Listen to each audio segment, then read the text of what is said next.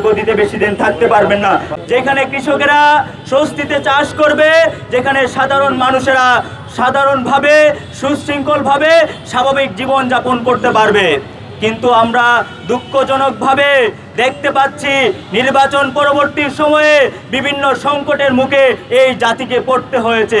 এর সম্পূর্ণ দায়ভার বিএনপির সরকারকে নিতে হবে, এর সম্পূর্ণ দায়ভার তারেক রহমানের সরকারকে নিতে হবে।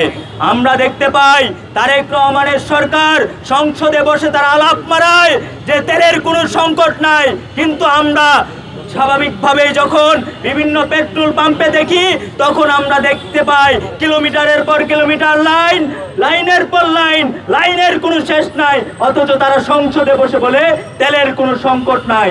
ড্রাইভাররা আমরা দেখতে পাই তারা ঘন্টার পর ঘন্টা, রাতের পর রাত সেই পেট্রোল পাম্পে লাইন ধরে বসে থাকে। আমরা বিভিন্ন পাম্পে এও দেখতে পেয়েছি আমাদের মায়েরা যায় পেট্রোল পাম্পে তেল আনার জন্য, আমাদের সেই ভাইদের সহযোগিতা করার জন্য। কিন্তু আমরা দেখি তারেক রহমানের সরকার সংসদে বসে আলাপ করে তেলের কোনো সংকট নাই।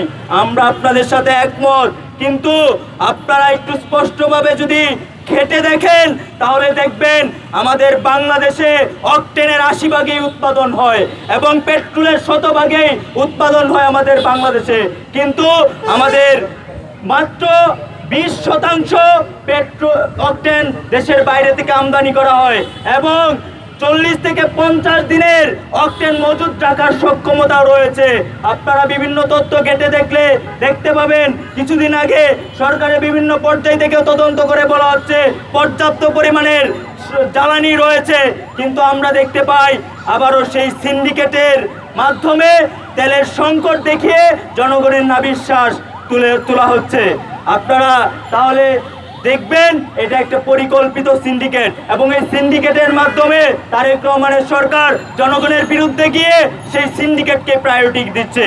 তার ফলে আমরা দেখতে পাই হরমুজ প্রণালী খুলে দেওয়ার পরও আমরা দেখি যে তেলের সংকট তৈরি করে আবারও সেই তেলের দাম বাড়িয়ে দেওয়া হয়েছে।